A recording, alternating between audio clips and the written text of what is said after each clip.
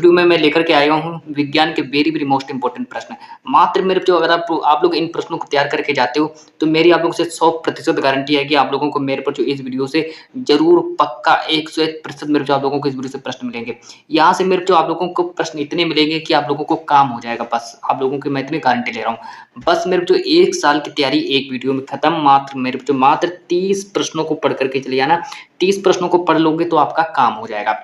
देखो आज मैं आप लोगों को बताऊंगा वेरी मोस्ट इंपोर्टेंट प्रश्न, चाहे फिर वो बायोलॉजी का प्रश्न हो, फिर चाहे केमिस्ट्री का प्रश्न हो, फिर चाहे फिजिक्स का प्रश्न हो। मतलब कि तीनों के तीनों इंपॉर्टेंट टॉपिक से मैंने प्रश्न उठाया। मतलब तीनों के तीनों चैप्टरों का सबसे वेरी मोस्ट इंपोर्टेंट प्रश्नों को इस वीडियो में रखा गया है।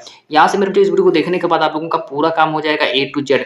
जिस वीडियो का फाइनली आप लोगों का इंतजार था वो वीडियो मिल चुकी है।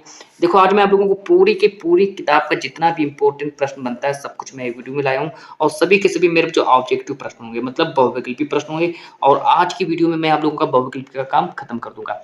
तो चलिए मेरे जो बिना किसी देर करते हुए स्टार्ट करते हैं वीडियो को। और आप लोग इस वीडियो को एंड तक देखिए, पूरा का पूरा वीडियो देखिए, आप लोगों को मजा आ जाएगा। आप लोगों को भी लगेगा कि कितनी इंपॉर्टेंट वीडियो थी कि मेरे 20 में 20 नंबर पक्के हो गए।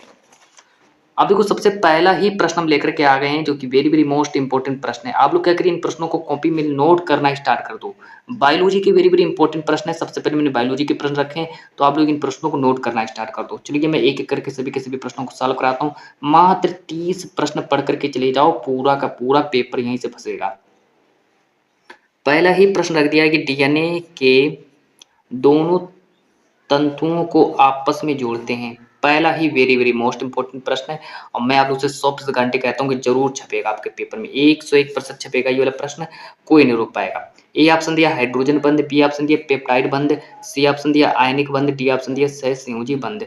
तो हमसे पूछा गया कि डीएनए के दोनों तंतुओं को आपस में जोड़ते हैं। मेरे पर जो 1 नंबर का आएगा है ना, तो 20 प्रश्न होंगे, 20 के 20 प्रश्न 1 नंबर के होंगे। मात्र आप लोग 30 प्रश्नों को पढ़ लेना, पूरा काम हो जाएगा आपका। लगा देना मेरे जो ऑप्शन नंबर ए को सही कर देना, पूरा नंबर मिलेगा है ना। ऑप्शन नंबर ए को सही कर देना। अब देखो बात करते हैं प्रश्न नंबर सेकंड। देखो मेरा क्या है, प्रश्न नंबर 2। प्रश्न नंबर 2 हमसे कह रहा है कि मुकुलन द्वारा अलिंगी जनन निम्नलिखित में से किस जंतु में होता है। मतलब हमसे पूछा गया कि मुकुलन द्वारा अलिंगी जनन निम्नलिखित में से किस जंतु में होता है। तो बताना उस जंतु का नाम बताना है। ए ऑप्शन दिया कबूतर, बी ऑप्शन दिया केचुआ, सी ऑप्शन दिया तिलचट्टा, डी ऑप्शन हाइड्रा। तो आप लोग हाइड्रा को सही कर देना, 1 नंबर फिर से मिल जाएगा। पूरा 20 नंबर मेरे तो इस वीडियो से पक्का हो जाएगा, एक भी नंबर नहीं छूटेगा है ना। प्रश्न नंबर 3 देखो, लेकिन वीडियो को सही से देखना, पूरा देखना और अच्छे से देखना। प्रश्न नंबर 3 हमसे कह रहे कि निषेचन के बाद पुष्प का कौन सा भाग फल में बदल जाता है। तो प्रश्न नंबर 3 हमसे कह रहे कि निषेचन के बाद पुष्प का कौन सा भाग फल में बदल जाता है। ए ऑप्शन दिया पुंकेसर, बी ऑप्शन दिया अंडाशय, सी ऑप्शन दिया वर्तिका, डी ऑप्शन बीजांड। तो मेरे पर जो इसका आप लोगों का अंडाशय ऑप्शन सही हो जाएगा, मतलब बी ऑप्शन पूरा सही हो जाएगा। अब इसके बाद जो मेरा अगला प्रश्न है, प्रश्न नंबर 4 को देखेंगे। प्रश्न नंबर 4 देखो हमसे क्या कह रहा है। प्रश्न नंबर 4 हमसे कह रहा है कि शुक्राणुओं का निर्माण होता है। प्रश्न नंबर 4 हमसे कह रहे हैं कि शुक्राणुओं का निर्माण कहाँ होता है। तो ए ऑप्शन दिया शुक्र वाहिकाओं में होता है, बी ऑप्शन दिया वृषण में होता है, सी ऑप्शन दिया अंडाशय में होता है, डी ऑप्शन दिया यकृत में होता है। तो हमसे पूछा है कि शुक्राणुओं का निर्माण कहाँ होता है, तो मेरे पर जो लगा देना वृषण को सही कर देना, तो 1 नंबर फिर से मिल जाएगा। तो 4 वेरी मोस्ट इंपोर्टेंट प्रश्नों के बारे में बात कर चुके हैं। आप बात करते हैं प्रश्न नंबर 5 के बारे में। देखो प्रश्न नंबर 5 हमसे कह रहे हैं कि डीएनए, यानी कि डीएनए जो होता है कहाँ पाया जाता है, डीएनए कहाँ पाया जाता है। तो मेरे पर जो इसमें देखो ए ऑप्शन दिया कोशिका द्रव्य, बी ऑप्शन दिया केंद्रिका में, और सी ऑप्शन दिया केंद्रक द्रव्य में, और डी ऑप्शन दिया केंद्रक में। तो मेरे पर जो इसका डी ऑप्शन पूरा सही हो जाएगा, मतलब डीएनए जो होता है केंद्रक में पाया जाता है। वेरी मोस्ट इंपोर्टेंट प्रश्न है, 100% छपने वाला प्रश्न है ये वाला। अब देखो बात करते हैं प्रश्न नंबर 6 के बारे में। प्रश्न नंबर 6 के बारे में बात करते हैं कि जाइगोट के गुणसूत्रों की संख्या क्या होती है। जाइगोट के गुणसूत्रों की संख्या 4 × 3 और 2, तो हमारा 2h सही हो जाएगा, मतलब 2h हमारा सही हो जाएगा। कि जाइगोट के गुणसूत्रों की संख्या क्या होती है, 4h दिया है, फिर दिया 3h, लेकिन हमारा ऑप्शन नंबर सी को ही सही करेंगे, मतलब 2h हमारा पूरा सही हो जाएगा। आगे देखो फिर हम बात करते हैं प्रश्न नंबर 7 के बारे में। प्रश्न नंबर 7 देखो हमसे क्या कह रहा है। प्रश्न नंबर 7 हमसे कह रहे हैं कि निम्नलिखित में से कौन सा जीन प्रारूप शुद्ध गोल बीजों को प्रकट करता है। अब ऐसा कौन सा जीन है जो कि प्रारूप शुद्ध गोल बीजों को प्रकट करता है ना। तो प्रश्न नंबर 7 हमसे पूछा गया निम्नलिखित में से कौन सा जीन प्रारूप शुद्ध गोल बीजों को प्रकट करता है। तो लगा देना आर और आर, आर आर जहाँ पे लिखा हो, मतलब ये वाला हमारा ऑप्शन नंबर डी पूरा सही हो जाएगा। अब देखो बात करते हैं प्रश्न नंबर 8 के बारे में। प्रश्न नंबर 8 मेरे पर जो हमसे कह रहा है कि प्रश्न नंबर 8 कह रहा है कि निम्न में से कौन सा पदार्थ लेंस बनाने के लिए प्रयुक्त नहीं किया जा सकता। अब किसका प्रयोग हम लेंस बनाने के लिए नहीं कर सकते हैं? तो ए ऑप्शन दिया जल, बी ऑप्शन दिया प्लास्टिक, सी ऑप्शन दिया कांच, डी ऑप्शन मिट्टी। तो इनमें से हम किसका प्रयोग लेंस बनाने के लिए नहीं कर सकते? तो मेरे पर जो लगा देना ऑप्शन नंबर डी को सही कर देना, हमारा डी ऑप्शन पूरा सही हो जाएगा, मिट्टी को सही कर देना। आगे तो बात करते हैं प्रश्न नंबर 9 के बारे में। प्रश्न नंबर 9 हमसे कह रहे हैं कि वायु के सापेक्ष माध्यम का अपवर्तनांक अधिकतम होता है। तो वायु के सापेक्ष माध्यम का अपवर्तनांक मेरे पर जो कहाँ अधिकतम होता है? तो ए ऑप्शन दिया जल, बी ऑप्शन कांच, सी ऑप्शन हीरा, डी ऑप्शन तारपीन का तेल। तो मेरे जो प्रश्न नंबर 9 का हमारा ऑप्शन नंबर सी पूरा सही हो जाएगा कि हीरा में पाया जाता है। तो वायु के सापेक्ष माध्यम का अपवर्तनांक हीरा में अधिकतम होता है। फिर देखो बात करते हैं प्रश्न नंबर 10 के बारे में। अब देखो यहाँ से प्रश्न नंबर 10 को लेकर के आ गए हैं। प्रश्न नंबर 10 हमसे कह रहे हैं कि निर्वात में प्रकाश की चाल अधिकतम होती है। तो निर्वात में प्रकाश की चाल कितनी होती है, ये हमसे पूछा गया है। तो मेरे पर जो इसका राइट आंसर हो जाएगा 3 × 10⁸ मीटर प्रति सेकंड।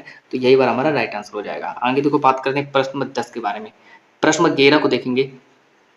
प्रश्न नंबर 11 हमसे कह रहे हैं कि निम्न में से किस माध्यम में प्रकाश की चाल न्यूनतम होती है। तो हमसे पूछा है कि निम्न में से किस माध्यम में प्रकाश की चाल न्यूनतम होती है। ए ऑप्शन दिया हीरा, बी ऑप्शन दिया कांच, सी ऑप्शन जल, डी ऑप्शन केरोसिन। तो लगा देना मेरे जो हमारा हीरा जो होता है, हीरे में प्रकाश की चाल न्यूनतम होती है ना। और निम्न में से किस माध्यम में प्रकाश की चाल न्यूनतम होती है, हीरा को सही कर देना। आगे देखो बात करते हैं प्रश्न नंबर 12। प्रश्न नंबर 12 मेरे बच्चों हमसे कह रहा है कि एक उत्तल लेंस के सामने वस्तु 2f पर रखी जाए।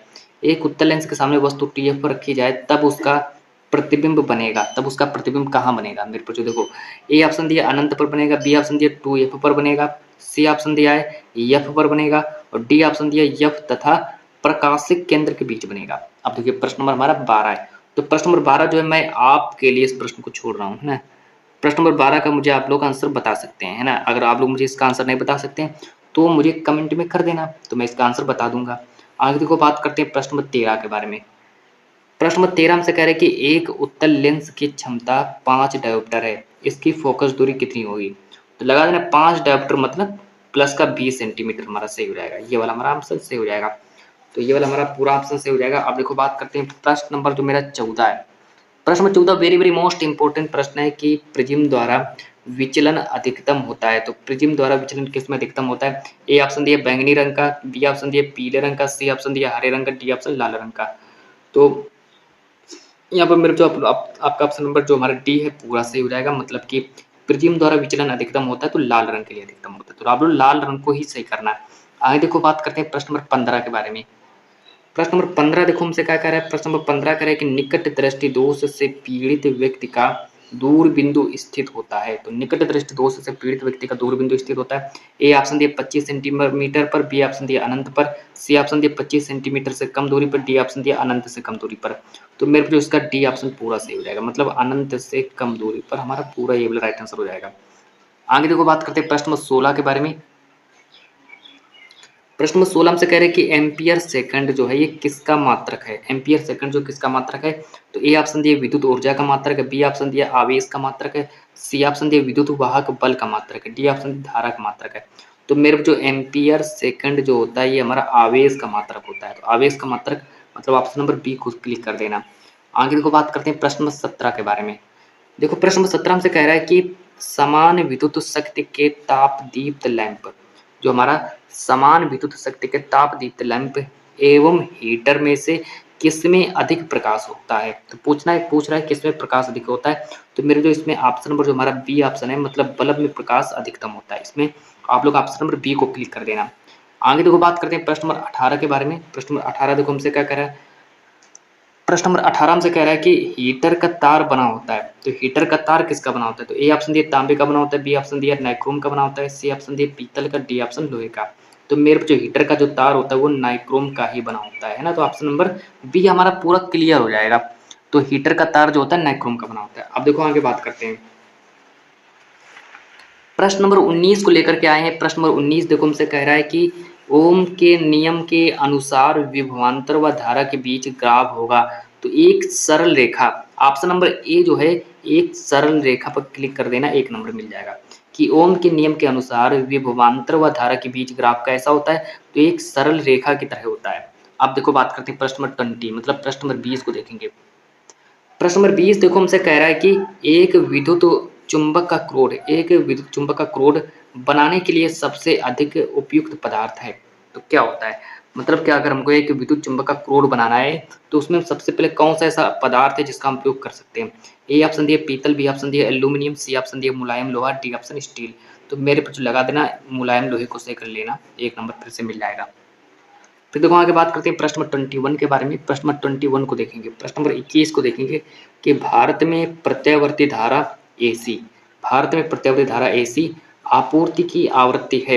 ए ऑप्शन दिया 0, बी ऑप्शन दिया 50 हर्ट्ज, सी ऑप्शन दिया 100 हर्ट्ज। तो मेरे को लगा देना 50 हर्ट्ज को सही कर लेना, एक नंबर फिर से मिल जाएगा। आगे देखो बात करते हैं प्रश्न नंबर 22 के बारे में। प्रश्न नंबर 22 को देखेंगे, हमसे क्या कह रहा है। प्रश्न नंबर 22 कह रहा है कि क्षारीय विलयन का पीएच मान कितना होता है? तो मेरे पर जो क्षारीय विलयन का पीएच मान पूछा गया है तो लगा देना ऑप्शन नंबर सी को सही कर लेना, 7 से अधिक होता है। तो क्षारीय विलयन का पीएच मान 7 से अधिक होता है। फिर हमसे पूछा गया प्रश्न नंबर 23 को देखेंगे। प्रश्न नंबर 23 हमसे कह रहे हैं कि प्रबल क्षार क्या होता है? प्रबल क्षार मेरे को जो KOH जो होता है हमारा प्रबल क्षार होता है, मतलब 23 का सी ऑप्शन पूरा सही हो जाएगा कि प्रबल क्षार क्या होता है। तो मेरे को जो लगा देना KOH को सही कर देना। अब देखो यहाँ से बात करते हैं प्रश्न नंबर 23। प्रश्न नंबर 23 हमसे कह रहा है कि मीठे सोडे या खाने के सोडे का अणु सूत्र क्या होता है? मीठे सोडे या फिर खाने के सोडे का अणु सूत्र क्या होता है? प्रश्न नंबर 23, मतलब प्रश्न नंबर 23 हमसे पूछा गया है। तो मेरे पर जो इसका राइट आंसर हो जाएगा NaHCO3, मतलब NaHCO3 सोडियम बाइकार्बोनेट हमारा राइट आंसर हो जाएगा। अगर आगे देखो प्रश्न नंबर 24, प्रश्न 24 कह रहे कि धावन सोडा का रासायनिक नाम क्या होता है? धावन सोडा का रासायनिक नाम क्या होता है? ए ऑप्शन दिया सोडियम क्लोराइड, बी ऑप्शन दिया सोडियम बाइकार्बोनेट, सी ऑप्शन दिया सोडियम कार्बोनेट, डी ऑप्शन दिया इनमें से कोई नहीं। तो धावन सोडे का रासायनिक नाम क्या होता है? तो मेरे पे लगा देना सोडियम कार्बोनेट को सही कर लेना, एक नंबर मिल जाएगा। अब देखो बात करते हैं प्रश्न नंबर 25 के बारे में। प्रश्न नंबर 25 हमसे कह रहे कि अम्लीय वर्षा के जल का पीएच मान कितना होता है? अम्लीय वर्षा के जल का पीएच मान मेरे जो ए ऑप्शन दिया 5.2, बी ऑप्शन दिया 6.3, सी ऑप्शन दिया 7.2, डी ऑप्शन 8.2। तो अम्लीय वर्षा के पीएच मान कितना होता है? तो मेरे पर लगा देना 5.2 को सही कर लेना। प्रश्न नंबर 26 अधातु क्या होते हैं? अब प्रश्न नंबर 26 से पूछा गया अधातु क्या होते हैं? ए ऑप्शन दिया के, बी ऑप्शन दिया एफ, सी ऑप्शन दिया एल, डी ऑप्शन यानी। चलिए प्रश्न नंबर मैं आप लोगों के लिए छोड़ रहा हूँ, है ना। तो प्रश्न नंबर जो हमारा 26 है, इस प्रश्न का आप लोग मुझे आंसर जवाब में बताइए। आगे देखो बात करते हैं प्रश्न 27 कि धातु क्या है? धातु क्या है? बी, ए ऑप्शन दिया बी और बी ऑप्शन दिया लिथियम, सी ऑप्शन दिया सिलिकॉन, डी ऑप्शन सी दिया है। चलो प्रश्न नंबर 27 का आप लोग मुझे आंसर बताइए। मतलब कि ये दोनों प्रश्न मैंने आप लोगों के लिए छोड़ दिए हैं, ये दोनों प्रश्न आपके लिए हैं, है ना। अब बात करते हैं प्रश्न नंबर 28 के बारे में कि एंटी मनी है। इन दोनों का प्रश्न मुझे जवाब में दीजिए, दोनों के दोनों जवाबों का मुझे प्रश्न दीजिए, है ना। बिल्कुल आप लोग मुझे कमेंट कर देना। आगे देखो बात करते हैं प्रश्न नंबर 28 के बारे में कि एंटी मनी क्या होता है? ए ऑप्शन दिया धातु, बी ऑप्शन दिया अधातु, सी ऑप्शन दिया उपधातु, डी ऑप्शन दिया मिश्र धातु। तो मेरे जो इसका राइट आंसर हो जाएगा उपधातु, हमारा पूरा क्लियर राइट आंसर हो जाएगा। अब प्रश्न नंबर 29 हमारा आज की वीडियो का सबसे लास्ट प्रश्न है। आज की वीडियो का सबसे लास्ट प्रश्न है प्रश्न नंबर 29 कि जर्मन सिल्वर में कौन सी धातु नहीं होती है? तो जर्मन सिल्वर में एजी धातु नहीं होती। तो प्रश्न नंबर 29 का हमारा बी ऑप्शन पूरा क्लियर हो जाएगा। तो चलिए आज की वीडियो को इतना ही रखते हैं और मिलते हैं नेक्स्ट वीडियो के साथ। आप लोग सभी प्रश्नों को याद करके चलिए आना, पूरा यही आएगा।